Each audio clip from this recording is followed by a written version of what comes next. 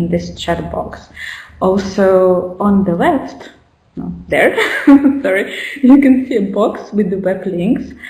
There is a collection of useful links from organizations from where our speakers come,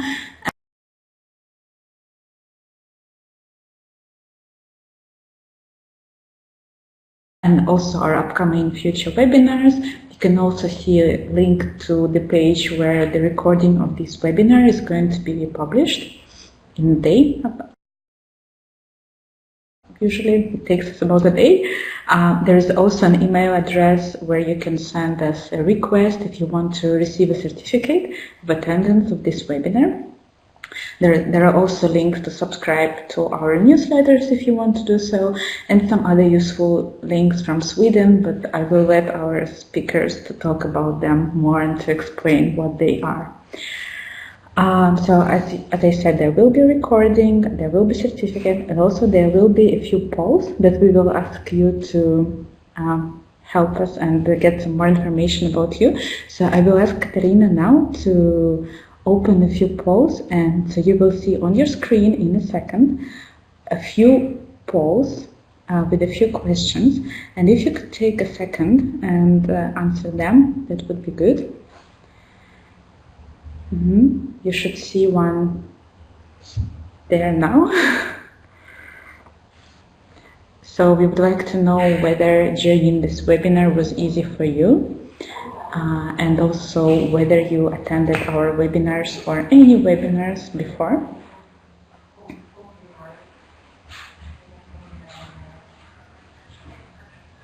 And also how you learned about this webinar. I think so. Let's wait for a minute.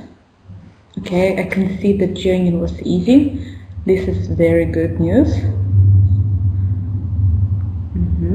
I can see that for most of the people it's the first Child Hub webinar. Well, welcome, I hope you will enjoy it. We will ask you at the end how you liked the experience and what we can improve. And okay. And I see most of the people learned about the webinar from our newsletter. Okay, good.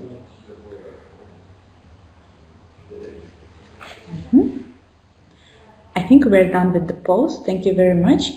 And I will give the floor to our speakers now. As you know, the purpose of this webinar was to get speakers from one transit country, Serbia, and two destination countries, Sweden and Germany, so we can look at lessons learned from different perspectives. The good news is that 3 of our 4 speakers are here, and the bad news is that one more speaker from Germany unfortunately got into a hospital. Things happen, there was nothing we could do about that, so the plan is that we will proceed how we planned now, and we will cover the experience of Serbia and Sweden, and we will arrange a separate webinar later as soon as our speaker recovers to talk about Germany, and we will also we have a few more very interesting speakers from Germany, so we will have a whole webinar devoted to Germany. We apologize for this.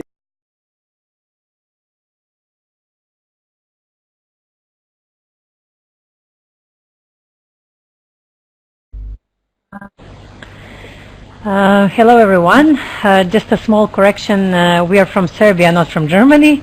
This is Anja Stefanovic and Bogdan Krasic. We will give you a short overview of the situation that unaccompanied and separated children in Serbia are at the moment. And for the beginning, I would like to say couple of words about the organization we are representing. Our organization is called Belgrade Center for Human Rights. We are one of the first NGOs in Serbia, established in 1995, concerned with improvement of theory and practice of human rights in Serbia. Besides migration and asylum issues, we have expertise in criminal justice, rights of people deprived of liberty, youth, and other burning issues in Serbia. Belgrade Center for Human Rights so far implemented around 160 projects. We are the only organization that is part of ACRI Institute, consisting of human rights institutes, and we are the only non-governmental organization, member non-governmental organization. When it comes to migration issues, we started working since 2012 with UNHCR, and since then we are their implementing partner, with main focus on providing free legal aid. Besides UNHCR, we have a partnership with IRC since 2015. That project focused on protection monitoring in eastern Serbia, protection of unaccompanied and separated children throughout the country, but mainly focused on the eastern border. I would like to ask you now to tell us something about you and to tell us your background. So you can vote in the poll where you can select whether your background is a non-governmental organization, international non-governmental organization, government, academia or other. But we would also like for you to present yourselves in the chat so you can tell us a bit more about your history working with unaccompanied children.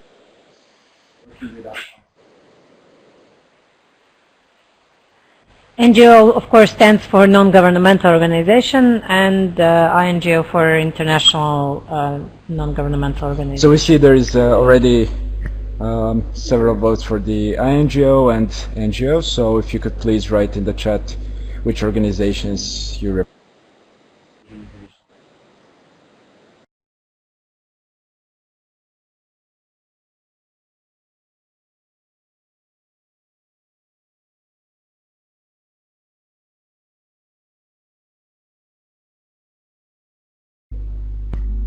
Hello Vesna, nice to see you here.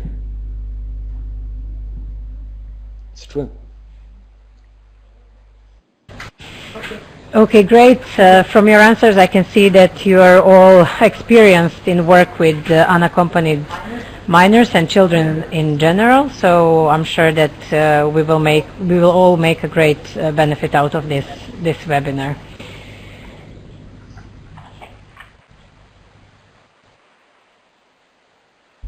So I think just a few more seconds. I think there is one or two more people who are typing, and then we can proceed on to our presentation.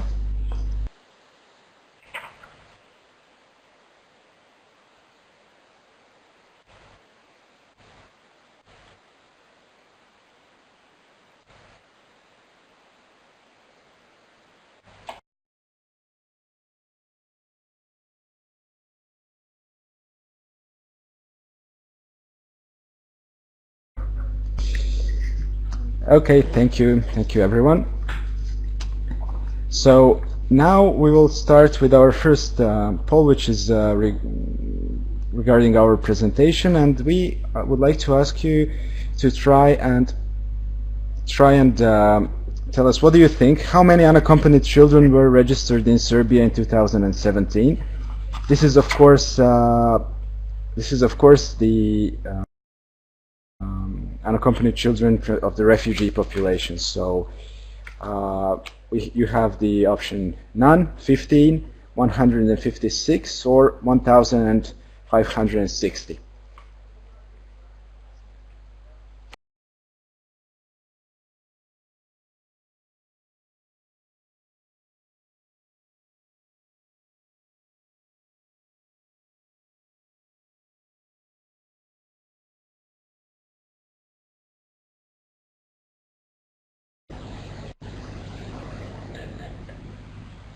Okay, I can see that we also have some students here, which is a pleasure for me in particular. I love working with students. Okay, as we can see now from the votes you made, majority of you said voted for option 3, 1,560. However, the result is different. The right result is, the right answer is different. It's 156, unfortunately.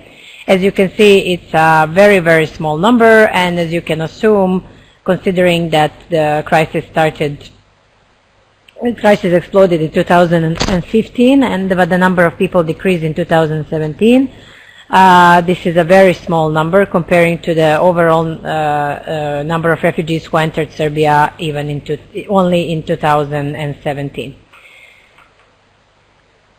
Okay, we can maybe to wait a couple of more seconds if somebody else has to vote. Okay, no, we will proceed now to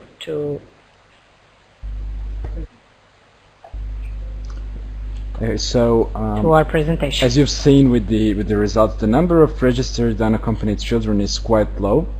So one of the biggest issues that we see today regarding unaccompanied children is, of course, the insufficient and unreliable data. What does it mean in practice? How does it come to this?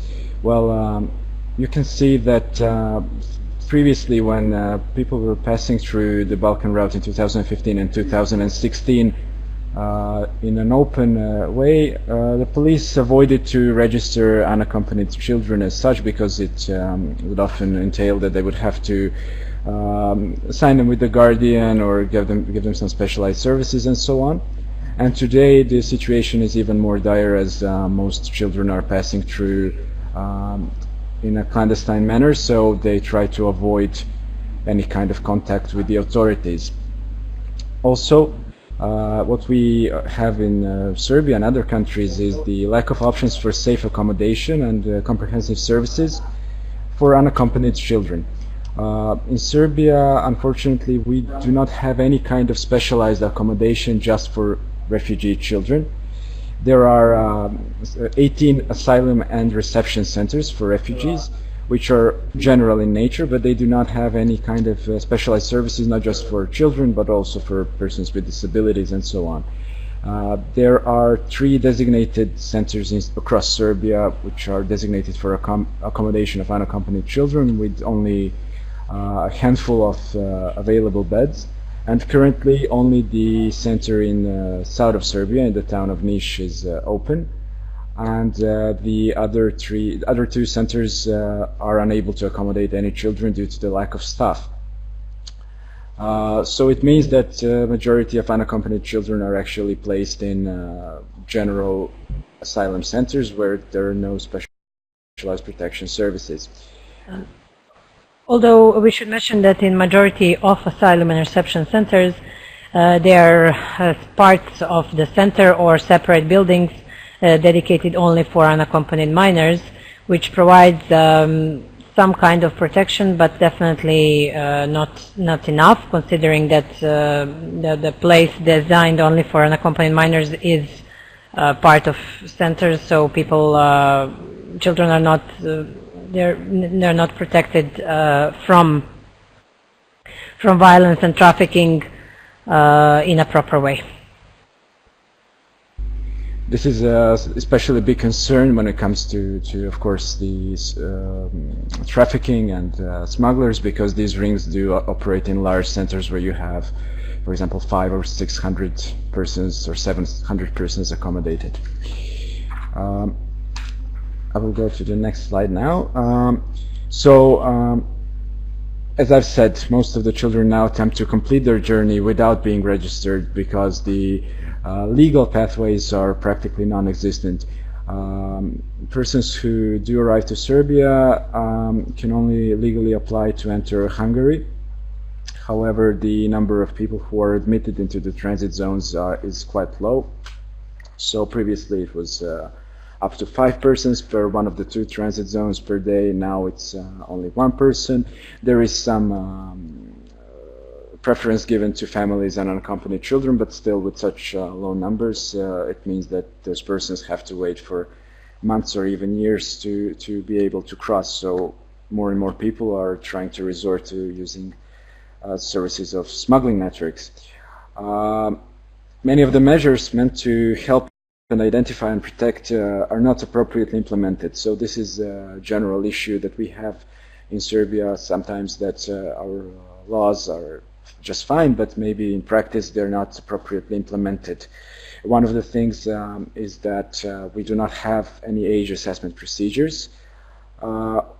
what does this mean in practice is that you may have unaccompanied children who are registered as adults, and they will not be able to avail themselves of the services provided for unaccompanied children. But on the other hand, we will also have a 40-year-old person who will say they're 12 years old to avoid criminal prosecution in some situations, and this will also be registered as such because there are no procedures. Also, again, as we've said, the centers are overcrowded and in many ways they lack adequate services. So we will talk a bit later about the findings of the Human Rights Committee and the Child Rights Committee of the United Nations, and in their concluding observations we have seen some of these concerns are echoed. Now, I would like to ask you to answer in one more poll. It is the Serbian system of asylum was began to be implemented in 2008 when the current law on asylum was adopted. Before that, the asylum system of Serbia was under the auspices of the UNHCR. So since 2008, national authorities are deciding on asylum claims. As you know, there have been hundreds and hundreds of asylum applications, but I would like to ask you, what do you think, how many unaccompanied children were granted refugee or subsidiary protection in Serbia since 2008? So we've given you several options. One is 0, one is 7, one is 27, and then there is 210. So please do vote.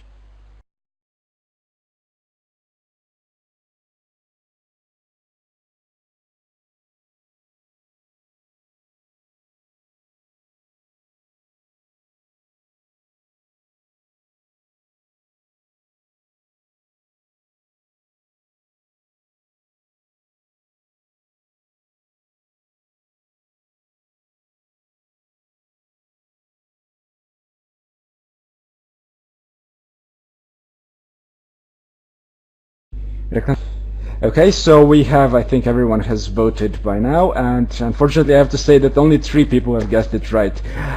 The Asylum Office of the Ministry of Interior of Serbia has granted 0 refugee statuses or subsidiary protections to unaccompanied children since 2008. In part, the asylum application is, even though the law prescribes that there should be a child-sensitive procedure, it's because it's not described in detail in the law, it does not exist in practice either. And then when we get negative decisions, they are instructing unaccompanied children to leave Serbia within 3 to 7 days, just like with anyone else. Usually it's because the asylum office implements the so-called safe third country principle. So if a person has arrived to Serbia from Bulgaria or Macedonia or any other neighboring country, it will be considered a safe third country, and it means that they will not be able to get asylum in Serbia unless they can prove that they have suffered greatly in one of those countries, so that such countries were not safe for them. In practice, not a single unaccompanied child has been able to pass this threshold set by the asylum office in the procedure. So far, not a single unaccompanied child was granted refugee or subsidiary protection. Okay, thank you. Now I will move on to the next slide. It's one of the issues of the asylum system in Serbia is the guardianship issues. So guardians are often assigned as to merely satisfy formal requirements, or they're not assigned at all. It means that the social services of Serbia are under great pressure, even because it's the same system that covers Serbian children. So Serbian social care workers are also in charge of unaccompanied refugee children, and it means that sometimes you will have maybe 100 refugee children who are assigned with the same guardian who will never meet them and who will not know much about them. Some steps were made last year by the UNHCR, who have hired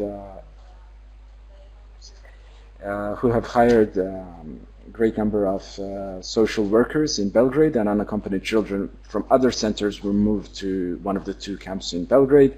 But unfortunately, this was only a pilot project, so now we are back to the same issues as before. It's quite difficult with the strained funding and the lack of staff and the employment freeze to have enough social care workers covering these issues. Now we will talk a bit about the education and protection of family reunification issues.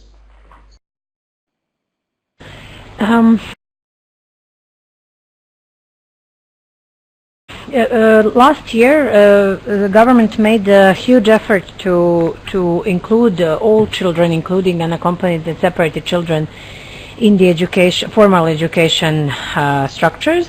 On 1st of September, what is the date when school starts in Serbia, almost everyone who were in refugee center, asylum and reception centers were included in the formal education. Unaccompanied separated children who were in the camp in Belgrade were also involved in school. Majority of them were of high school age. So they were placed in a nearby specialized school for agriculture. The transport was also provided for them. The support provided for them in the high school was less than for children in primary school, and I must say that generally exposure to unaccompanied minors to high school system wasn't that successful, since they didn't have so much support by NGOs that children in primary schools had. Also, the program in high school was not very adjusted to their language skills and their skills in general. Many of them attended quite different education systems than Serbian one. And it was much relied on their will, so their guardians were formally involved in the control if they're attending school or not, but it was more or less on them if they're going to attend school regularly or no. When it comes to family reunification processes, at the moment, as we know, it takes on average 2 years to finish family reunification process according to Dublin procedure. According to experience with some of our clients, it was a very long and complicated procedure, particularly for Germany, that was overwhelmed already with so many family reunification requests. So many people who wanted to initiate family reunification process decided along with their children who were here to go with smugglers and meet them in Germany, no matter how much risk and money that costs. When it comes to provision of legal aid to unaccompanied minors, apart from Belgrade Center for Human Rights, there is one more organization that provides free legal aid. Both of our organizations cover majority of camps. However, we believe that unaccompanied minors should be better informed when they arrive to centers. In this situation now, they are more or less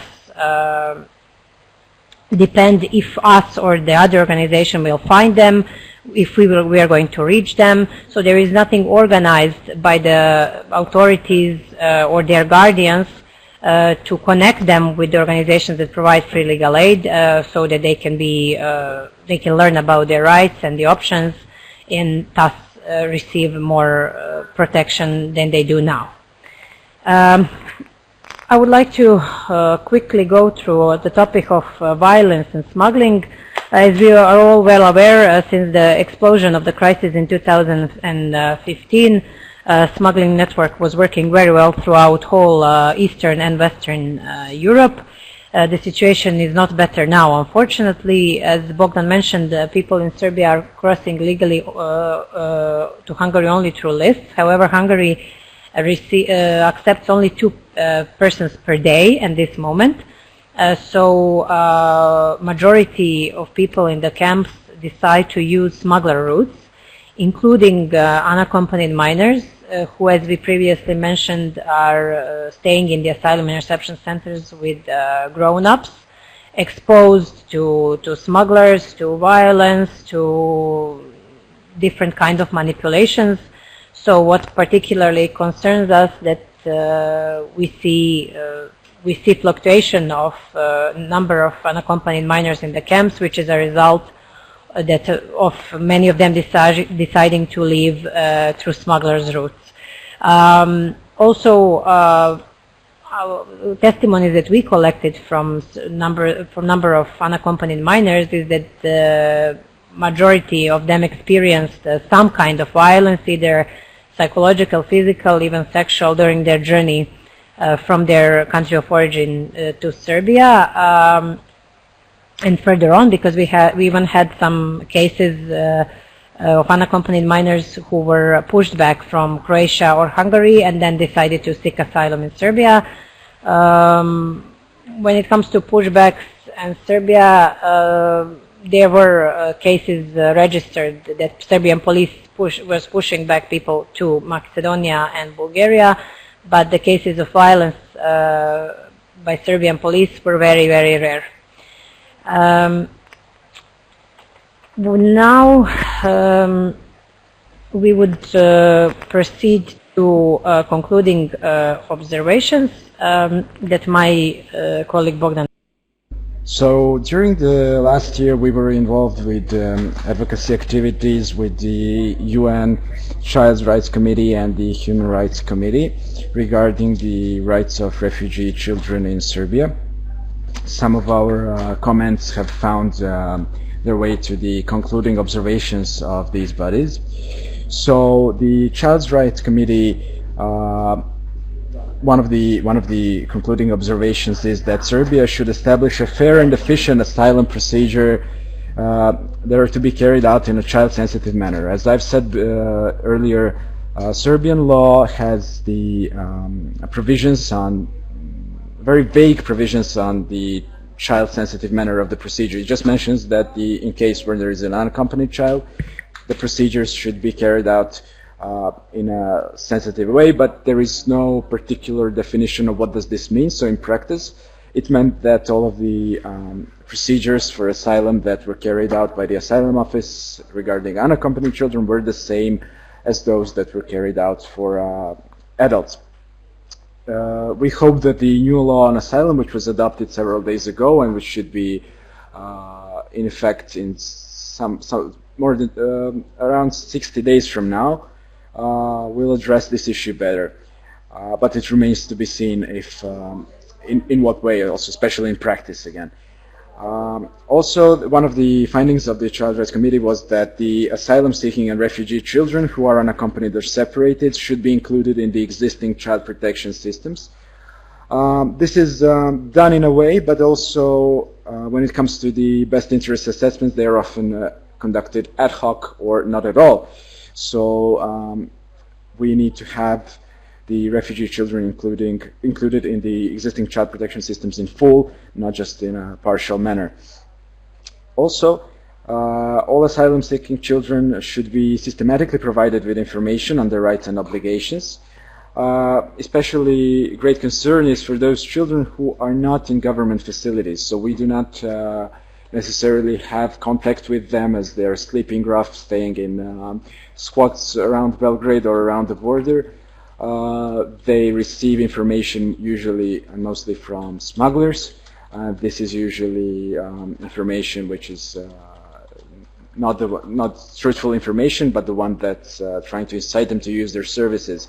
So the government should use more to try and protect unaccompanied children from such smuggling rings. Another concluding observation is that Serbia should have full respect for the principle of non-refoulement and facilitate access to the asylum system for children in need of international protection. This means that Serbia should in the future refrain from any such returns, which are conducted usually to Bulgaria. Any unaccompanied children or asylum seekers in general who declare the intent to seek asylum in Serbia should not be expelled, but the procedure should be carried out in accordance with the Serbian law on asylum. Also, Child's Rights Committee made a comment on the children who are in the risk of being stateless. There should be a pathway for them to acquire Serbian citizenship. When it comes to this, we've seen, of course, no progress whatsoever, as even the recognized refugees in Serbia, or persons who were granted asylum or who were granted subsidiary protection under the current provisions, which are very vague, cannot apply for citizenship. Finally, the Human Rights Committee said that the appropriate protocols should be placed for identifying age of unaccompanied minors and ensure that they receive appropriate guardianship and treatment that takes into account the principle of the best interest of the child. So this comment is pretty much sums up all of the issues that are faced by unaccompanied children in Serbia. So it's the lack of age identification, it's the lack of the child-sensitive procedures, and the issues with appropriate guardianship system. Just a small remark that we maybe forgot to mention. Ethnical breakdown of unaccompanied minors in Serbia is as follows. Majority of kids are from Afghanistan, followed by Pakistan. Very few of them come from Arab countries, and the situation was the same since the beginning of the crisis. The trend remained the same. Sorry, just a quick remark.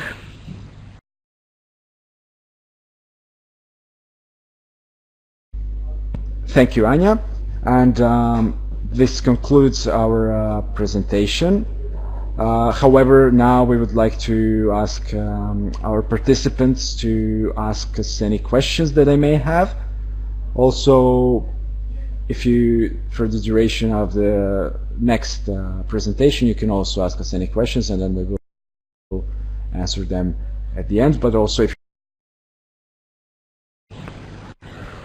or any comments from your experience working with unaccompanied children in Serbia or wherever you work. Thank you very much, Bogdan and Anya. I can see there are some people writing. Thank you very much for the interesting presentation, but we are all staying here. And if we have any questions now, we can answer them. Otherwise, we can proceed to the Swedish part. Okay, I can see some questions. Is there advocacy work going on in Serbia to solve these issues? Would you like to answer that? So yes, I would like to say that we have our advocacy work within Serbia to change the legislation, but we've also conducted a lot of international advocacy, especially with the support of IRC. We had the chance to speak to the representatives of the UN Human Rights Committee and the Child Rights Committee. So our comments have found their way to the concluding observations, and we've also been able to visit the European Union bodies and to discuss these issues. As you know, Serbia is a candidate for the EU membership, so it has to fulfill certain criteria, and for us this is quite important that many of these criteria include respect for include the improvement of the asylum system, creating the fair and efficient asylum system, and child-sensitive procedures. So we insist with the European Union to have these issues resolved before Serbia becomes the EU member state.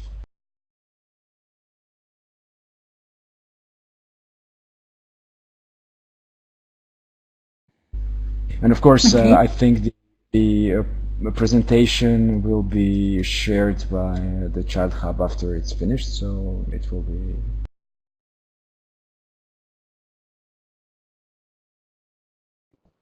Okay, and we We've have a few more. some situations where unaccompanied children were involved as an aid to smugglers. Yes, indeed, especially because there are no penalties for minors. But sometimes you also have, because there are no age assessment procedures, we have situations where maybe in some different kind of criminal activities, such as drug trade, people who are obviously adults will present themselves as children to avoid penalties. So this is indeed another problem. On guardians, are they state employees, volunteers? They are accredited and they are state employees. They have to work for the Center for Social Work. There are some other provisions how it can be circumvented, but in general we can say that right now the guardians are state employees. The UNHCR aided the Centers for Social Work with the hiring of these guardians or social workers during the pilot phase, but in general, yes, this is the state responsibility.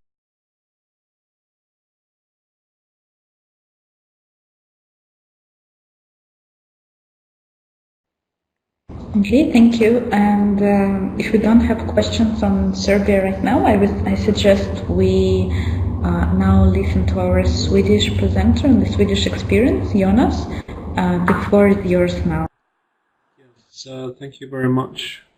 I'll just turn on the camera as well here.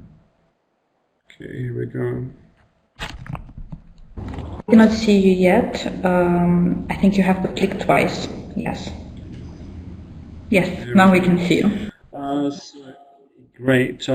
Good morning, everybody. My name is Jonas Hus, and I work for I'm based at the Swedish Migration Agency, but I work for the European Migration Network. And we recently did a study on unaccompanied minors, which was done in all the member states and in Norway. And I'll largely base this presentation on that study and give you an insight on the situation of unaccompanied minors in Sweden, and a bit on the national framework practices, a bit on the challenges that we've been facing, and some of the good practices that we've identified to address these challenges.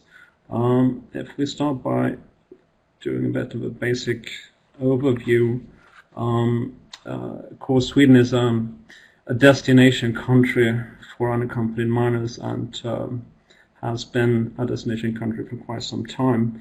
And one could argue that it was actually the major destination country in the EU up until 2015. Sweden received 4 consecutive years quite increasing numbers of unaccompanied minors, which culminated in 2015 with a record number of 35,000 unaccompanied minors, which the majority of which were boys. As you can see in the graph, it's a solid majority of boys. And numbers have since gone down, not least due to policy changes to reduce the numbers. So there are considerably fewer unaccompanied minors that come to Sweden these days, certainly after 2015. If we move on, and so which page got stuck here a bit. I can't seem to move the page. Oh, here you go. So, which is the major country of origin? Well, like in Serbia, Afghanistan is certainly the major country of origin. And as you can see in the chart here, there was a very high number of issued residence permits in 2017. And the simple reason is that there was such a backlog of applications following 2015 that the processing times were often a year and a half, or even around a year and a half. So this is the reason for this high number of residence permits issued in 2017 to Afghans. And in addition to Afghanistan, there's Syria, Eritrea, and Somalia, which are also the top countries. And this largely reflects the situation for adult asylum seekers as well.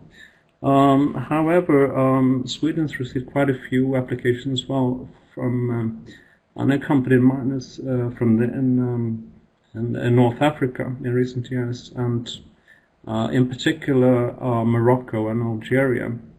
Recognition rates of these two countries are, however, fairly low compared to, for instance, Syria, where practically everybody would get a residence permit. And Morocco and Algeria is also many of those unaccompanied minors often find themselves in an irregular situation, not often in the streets of Stockholm. I think it's time for a poll and see what we've learned so far, just to see if you're following me. So, which are the most common unaccompanied minors that seek asylum in Sweden? What do you think?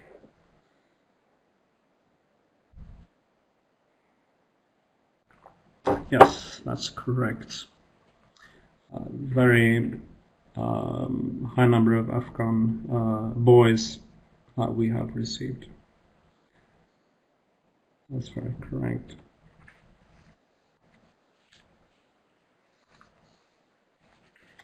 Seems like everybody has cast their votes.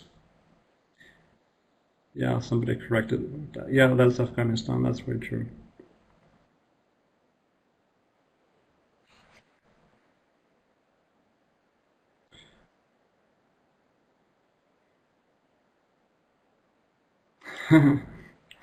Okay. Shall we move on and look a bit at the legal framework? There is the Aliens Act, but like I said, there were some big policy changes made after 2015, and the government wanted to bring legislation in line with minimum EU standards, and a temporary act was introduced and later adopted by Parliament. And it's important in relation to unaccompanied minors as well. So I'll just run through some of the main features of this act. To begin with, it foresees temporary residence permits for all unaccompanied minors, at least initially. Family unification has become more difficult in the sense that it's only unaccompanied minors who have refugee status that are eligible for family unification. Finally, it's limited to nuclear family members. The Aliens Act has somewhat broader provisions on this thing.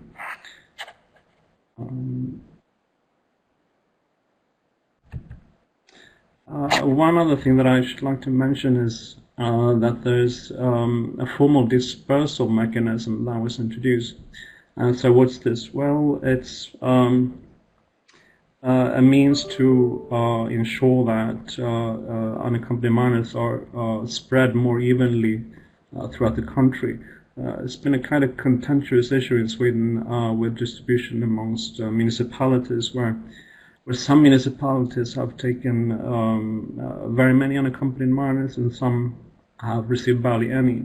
And so the purpose of this mechanism is to actually it makes it obligatory for municipalities to receive unaccompanied minors, and this dispersal is based on certain key factors to achieve this goal, and this is a fairly new policy change that came a few years ago. And a few more details on legal rules and practice as well. Sweden applies something that we could call the principle of normalization. So what is this? Well, it is a principle or an approach that all children should have equal rights as far as possible, regardless of their migrant status in the country. So this also includes children who are in the asylum process pending the application, and children in an irregular situation. As well, they have the right to schooling, emergency, essential health care, medical care, and other services. In Sweden, almost all unaccompanied minors apply for asylum.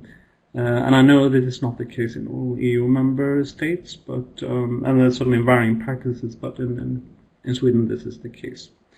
A few words on the process. Well, everyone's appointed with a legal counsel and a legal guardian. Medical age assessment, yes, we do that in cases where the minor cannot make credible his underage, or with documents or with a statement. Care and accommodation, yes. The first option is that the unaccompanied minor would be placed with next of kin or extended family members, and if that's not available, there are foster care, for instance, or residential care homes that could cater for care and accommodation. Care is normally terminated at 18, but it can actually be extended until 21 years, and that would be subject to decision from municipal social services, which are responsible for care. So municipalities are actually the important stakeholder when it comes to unaccompanied minors in Sweden. There's also an ombudsman for children, which is interesting to mention. It's not specifically for unaccompanied minors, but it does to safeguard the rights of all children. They have done some interesting work in relation to unaccompanied minors in recent years, however. Okay, a few challenges, which there have been plentiful, of course, following 2015. One thing which I mentioned earlier is, of course, the strained resources at the Migration Agency, where application processing times have been very long, of course, following 2015, often amounting to a year or more. There's also been controversy over medical age assessments, the methods, some new methods which were applied for these assessments. A return is also controversial, not least to Afghanistan, which is in small numbers, but it does exist, and that's rather controversial. Integration is a growing challenge, or is at least a current challenge, now that many of those who came in 2015 have actually received a residence permit. And so there's challenges in schooling and eventually labor market for many of those who arrived in 2015. Certainly, for instance, also at the schooling, secondary level, particularly, there are many reports of shortage of teachers, for instance, of Swedish as a foreign language. In addition, there was reports of mental ill health among unaccompanied minors, and at least challenges in the coordination of health services, for instance, between school healthcare and primary healthcare facilities. There's also increased tension on unaccompanied minors who disappear, and particularly in the Moroccan group. There are lots of reports on unaccompanied minors from that group who find themselves in an irregular situation, not often in the streets of Stockholm. So it's not for a poll, and like in the earlier instance, I've sort of given the answer, but it's just to see what we've learned so far. So please cast your votes.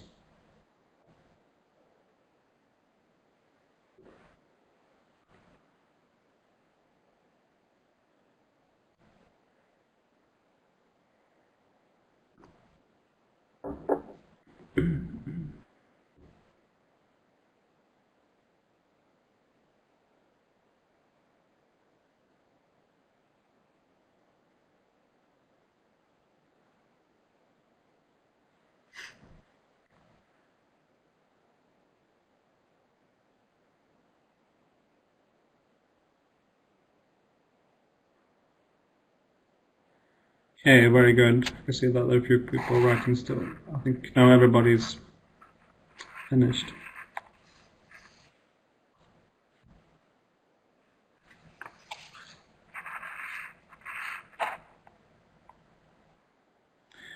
Great. So are there any good practices to counter these challenges? Well, there are some that I should like to mention. The Migration Agency and other government agencies are obliged to take the best interest of the child into consideration, and often they have a method to do this, to sort of systematically assess the consequences of the child in all decisions that affect a minor, and this certainly is. In the decision on an application for asylum, this is an integral part. I did mention the principle of normalization, and yes, I think it should be mentioned that it was actually upheld after 2015, in spite of the massive influx of unaccompanied minors that arrived that year. Second or thirdly, rather, there's been, as I mentioned earlier, quite a bit of an attention to unaccompanied minors who disappear, and the government has actually taken some action to address this problem, and it tasked the county administrative board in Stockholm to map this phenomenon and suggest points of action to be taken. And one of some results of this endeavor was that regional action plans have been launched in several parts of the country. And also preventive action has been improved. So there's been some progress made, definitely in this area. There's also some examples of web-based or interactive communication, both to practitioners who deal with unaccompanied minors, and the target group itself, for sure. One example is a website called UMO, and this came about after the government tasked an agency devoted to youth and civil society to come up with this as a means to improve knowledge in this target group on health and sexuality and gender equality. And we can just have a look at it now, if possibly, and you can browse it and look at it more in detail after the presentation. Katerina will just show this, and I can just tell you briefly what it is. Just wait a few secs here, and we'll see it. Okay, here we go. This is available in a number of languages. We can click English there just for exactly, that's good. So this is a website which is aimed at 13 to 20-year-olds, and like I mentioned, it's available in a number of languages. This is the English version, but it's also in Arabic, Somali, Tigrinya, and Dari, I believe. And so it aims to address a number of issues that people this age think about, and sort of help them to find answers to questions that they may be thinking of. So it involves the body, family, female genital mutilation, honor issues that are relevant to address in this context.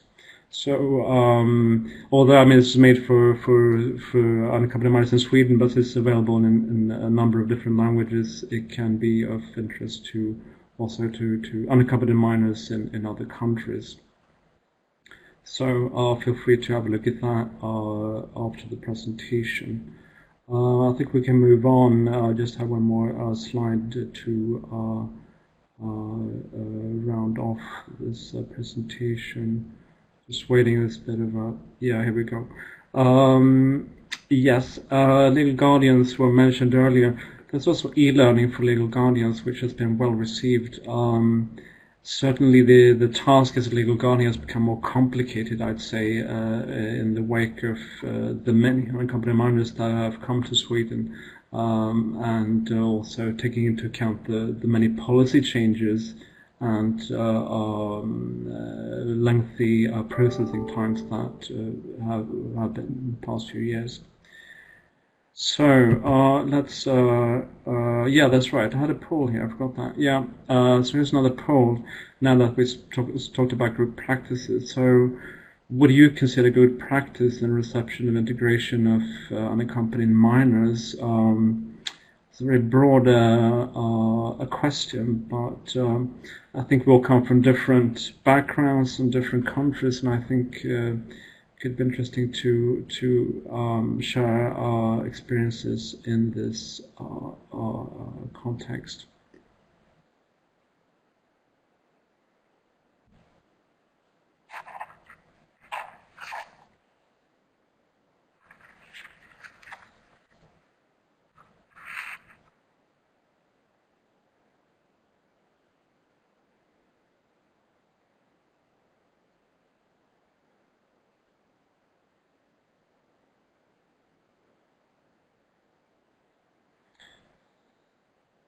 So you're considering your replies.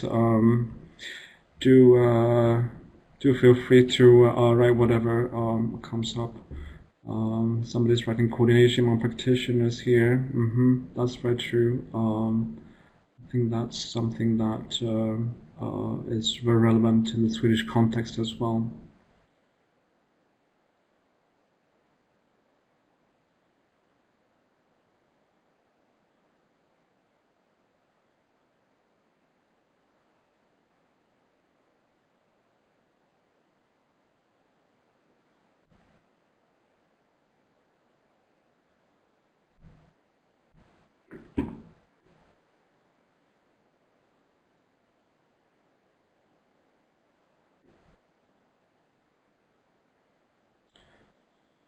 Shall we allow a couple of more seconds for everybody to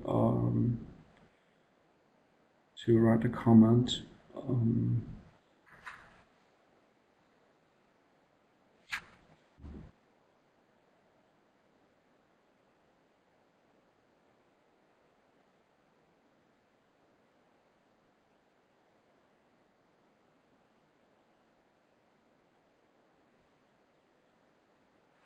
Great. Should we move on, perhaps? Great to read all the comments.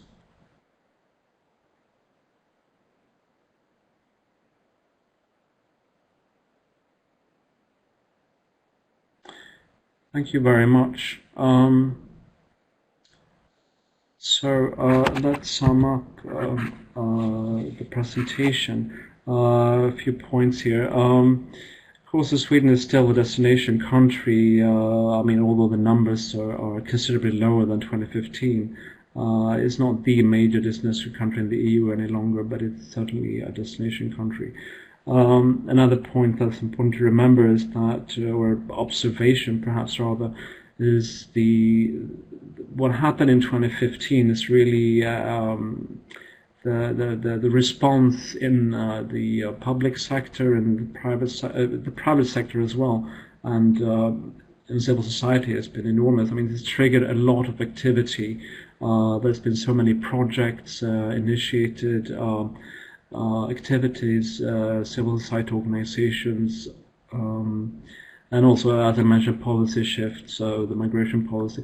So it's very noticeable that Sweden has received very many unaccompanied minors. Finally, of course, as I mentioned in the presentation, the current challenge is rather integration than reception. And now the numbers are down compared to 2015. So the integration of those who came in 2015, many of whom received a residence permit, is the ongoing challenge, I'd say definitely. Certainly schooling and the eventual integration into the labor market of these individuals that came in 2015. So that concludes the summary. I just one more thing to add, and there's also a film that I invite you to have a look at after the presentation. It's an animated film that sort of it is aimed at unaccompanied minors, but it gives a very good overview of what the process looks like, and it will be available on the Child Hub website. You can click on it and have a look at it. It's in English and also in some other languages, but probably English would be the best version to watch. So thank you very much for your attention. I'm ready to answer any questions that you might have, either straight after the presentation here, or you can also email me. Thank you very much, Jonas. I don't know if you had a chance to look at the questions during the presentation. If not, I can read them for you. Yeah. Yeah, I can see some of them. Humor should be a mobile app as well. Very good point. It's possible that it is. I have to. I mean, you can check App Store. I think it may be a mobile solution as well, but I'm not sure. Nina Martin screen.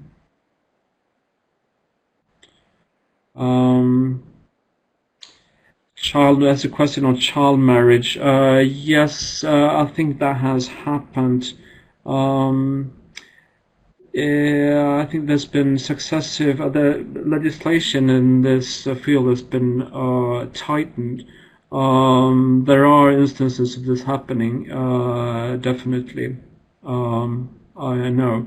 I don't have the details, but it's certainly something that has received attention. There was also a question, more like ask whether you could share more on the regional action plan.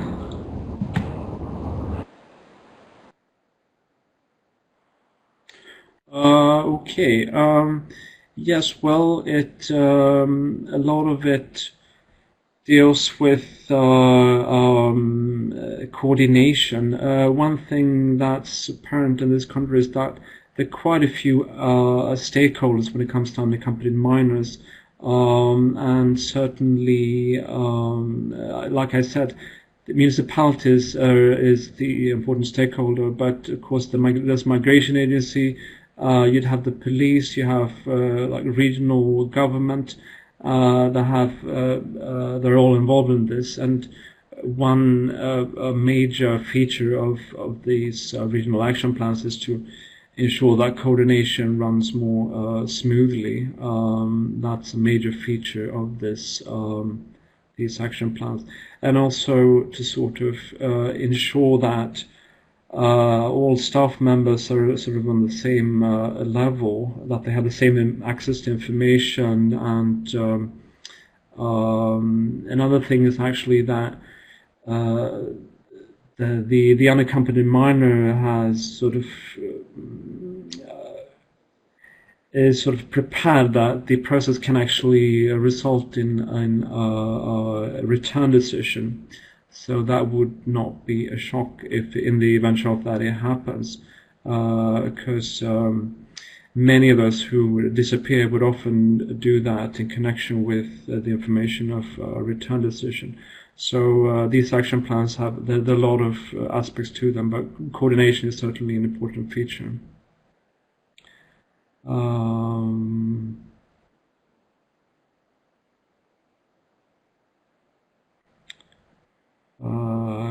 There are a whole bunch of questions here. The temporary legislation. Yes, it will be enforced for another year until 2019. And what happens then? Well, the government and other parties in parliament have indicated that Sweden cannot have more liberal rules, or rules that differ too much from the other member states in Europe. That's more or less the wording that that's come out. But it remains to be seen what happens after 2019. We don't really know. There's an election coming up in Sweden in September as well, and concurrently the EU, as you all know, are negotiating the future, the new common asylum system. So it's a bit of a limbo situation currently. So it remains to be seen what will happen with the national legislation.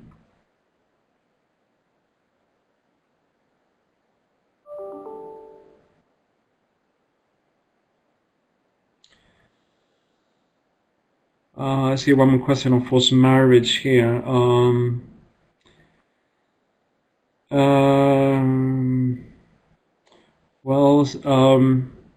Unaccompanied minors emancipated spouse. Well, somebody who's underage is always an unaccompanied minor.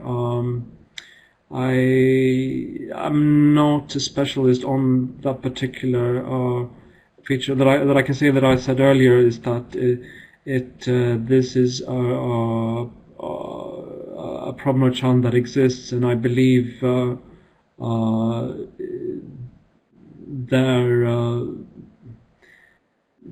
it's an issue where the government and others are I think trying to address this even better. We have to realize that the whole system was not sort of geared to receive all the accompanied minors that came in 2015, and it's taken a while to examine the asylum claims of many of those who came in 2015. So this is certainly, I believe, an issue that probably needs more focus.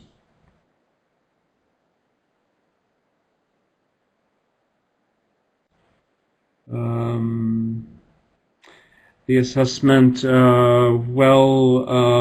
Here's a question on the assessment, the best interest assessment. Often there'll be sort of a manual or a type of step-by-step guide that would be used to make sure that this is done in a systematic way. I think they're all in Swedish, but if we find anything in English, I mean, you're welcome to contact me. I can email you if it's available in English. but usually there are step-by-step guides to sort of guide the work of caseworkers that do these assessments. Thank you very much, Jonas. I think this is the end of the questions. For now, we are already a bit late. Thank you very much. It was very interesting and very useful presentation. Sure. Before we finish, we would like to run a few more very quick polls, including the one where we would like to ask you whether you would be interested in a similar webinar on German experience. Katarina will help me now to open the polls, please. Yes, would you be interested to have another webinar on German experience in unaccompanied minors protection, since we couldn't cover this today? Okay, good. Okay, then make sure you either subscribe to our newsletter or Facebook page, or simply check our page with webinars from time to time, and then we will announce it there. And as I said, please email us at info@childhub.org in case you want to receive a certificate. And you will all receive an email soon with the recording and links to the resources that were mentioned today. Thank you very much for your attention today and for joining us today, and have a nice afternoon.